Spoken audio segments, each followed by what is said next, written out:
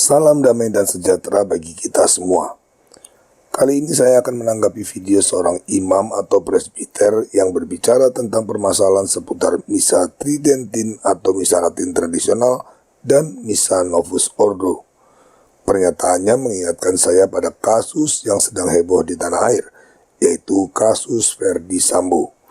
Dalam kasus tersebut, pernyataan resmi yang dibuat polisi mengatakan bahwa yang terjadi adalah pelecehan seksual terhadap istri sang jenderal, lalu disusul tembak-menembak oleh para ajudan yang berakibat terbunuhnya si pelaku pelecehan seksual. Akhirnya sekarang kita tahu bahwa pernyataan resmi tersebut hanyalah kebohongan untuk menutupi kejahatan yang sesungguhnya. Kurang lebih seperti itulah narasi yang dibuat oleh presbiter kita tentang misa Tridentin dan misa Novus Ordo. Di sini saya tidak mengatakan presbiter kita telah berbohong. Mungkin saja presbiter kita berkata jujur sesuai dengan apa yang diketahuinya, tetapi narasinya yang tidak benar alias bohong. Mungkin karena rujukan yang digunakan tidak tepat, atau karena dia sedang menaati perintah atasan. Maksud saya, presbiter kita diperintahkan untuk taat pada semangat Konsili Vatikan kedua dan loyal pada Novus Ordo. Dalam hal ini saya bisa memaklumi, tapi tetap saya harus menanggapi karena ada pernyataannya yang sedikit berbau fitnah. Mari kita simak. Ketika saya mempelajari sejarahnya, pada masa tertentu ritus Tridentin itu justru membuat umat tidak ikut dalam perayaan liturgi. Jadi Novus Ordo itu ada konteksnya. Itu sekarang kalau orang menyerang Novus Ordo itu Anda nggak baca sejarahnya. Ada masa tertentu ketika romonya misa sendiri di depan sana. Umatnya doa sendiri terserah mereka. Ada yang rosario sendiri, ada yang jalan salib sendiri. Perhatikan, apakah Anda masih bisa menyebut perayaan bersama? Silakan. Itulah kenapa ada Novus Ordo. Kenapa gereja memutuskan untuk membuat ritus yang baru yang disebut ritus Paulus VI. Karena ada konteks. Saya kalau membahas Tridentin, saya bukannya teori, saya pelaku. Tidak benar bahwa alasan adanya misa Novus Ordo adalah karena partisipasi umat dalam misa Tridentin tidak aktif dan umat malah sibuk berdevosi sendiri saat misa. Logikanya, jika masalahnya hanya soal partisipasi umat, maka solusinya bukan membuat liturgi yang baru, tetapi cukup dengan memberikan katekese pada umat atau memperbaiki liturgi yang sudah ada jika memang sungguh-sungguh diperlukan. Ibarat mobil kotor, solusinya cukup dicuci bersih. Adalah bohong kalau seseorang membeli mobil baru dengan alasan karena mobil yang lama sudah kotor. Pasti ada masalah lain yang lebih besar. Alasan yang sesungguhnya dari adanya misa Novus Ordo adalah karena misa Tridentin tidak sejalan dengan semangat Konsili Vatikan kedua.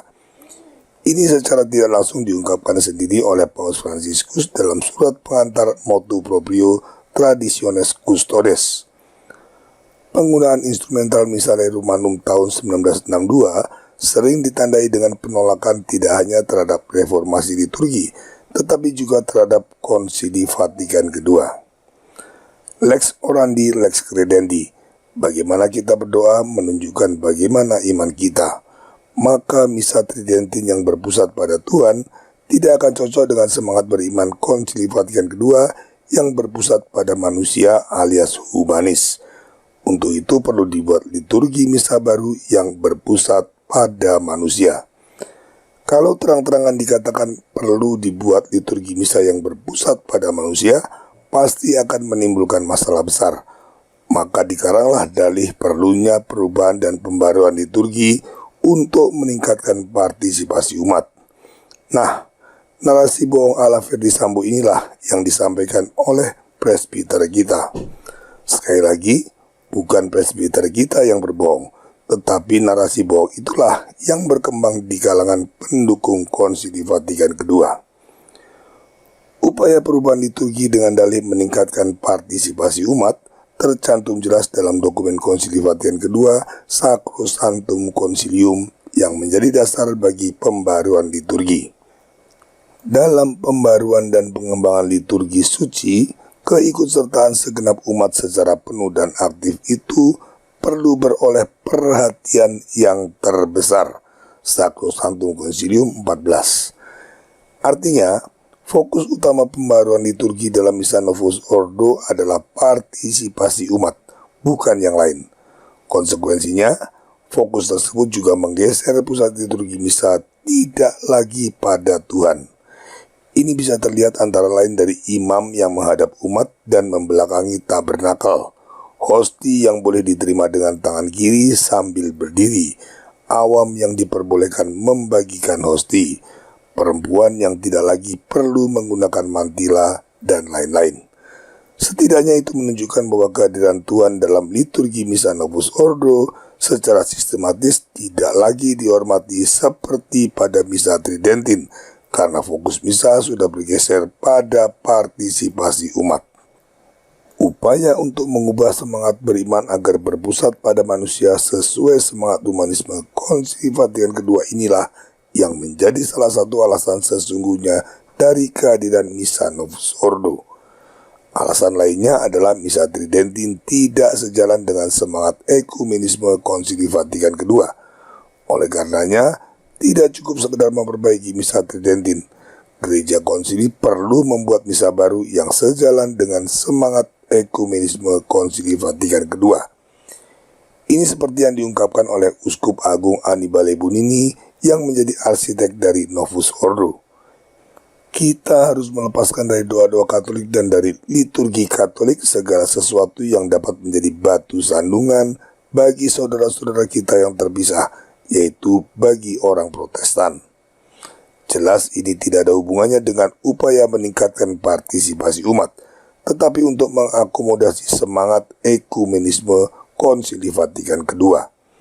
Kesimpulannya, alasan bahwa Missa Novus Ordo karena partisipasi umat yang tidak aktif dalam Missa Tridentin adalah tidak benar. Alasan tersebut hanyalah dalih palsu untuk menutupi agenda yang sesungguhnya, yaitu untuk mendukung semangat Konsili Vatikan II yang ekumenis dan humanis.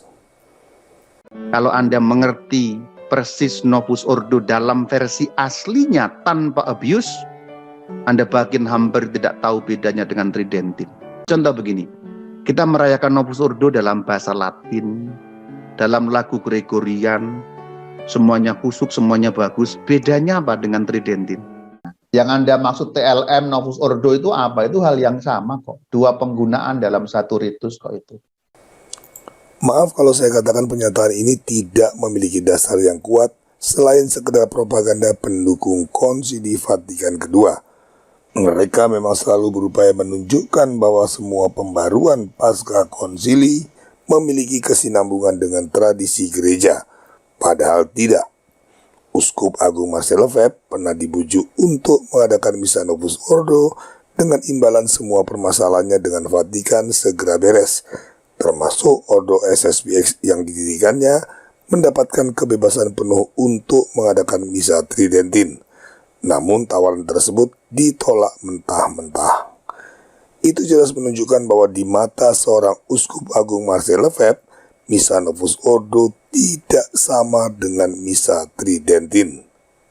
Liturgi Missa Tridentin berpusat pada Tuhan dan didasarkan pada teologi pengorbanan Kalvari.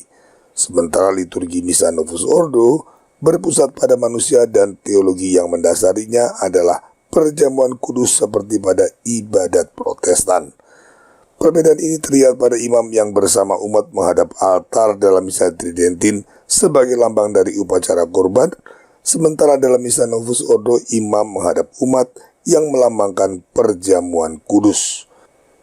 Ciri teologi perjamuan kudus dalam Missa Novus Ordo juga terlihat jelas pada doa persembahan. Doa tersebut diambil dari ibadat Protestan yang diadopsi dari doa perjamuan makan Yahudi. Inilah yang memastikan bahwa teologi yang mendasari Missa Novus Ordo bukan lagi korban Kalvari, tetapi perjamuan kudus ala Protestan. Maka tidak berlebihan kalau kita katakan Missa Novus Ordo adalah misa blasteran Katolik Protestan. Hasilnya adalah sebuah ibadat fasik yang mengenapi nubuat Nabi Daniel. Suatu kebaktian diadakan secara fasik menggantikan korban sehari-hari. Kitab Daniel bab 8 ayat 12. Bahkan keberadaan misa Novus Ordo dan misa Tridentin di gereja Katolik saat ini juga mengenapi tipologi korban bakaran yang dilakukan Kain dan Habel. Korban bakaran Kain tidak diterima karena tidak sesuai dengan kehendak Tuhan. Sementara korban bakaran Habel diterima karena sesuai dengan apa yang dikehendaki Tuhan. Kain menjadi panas hati lalu membunuh Habel karena iri.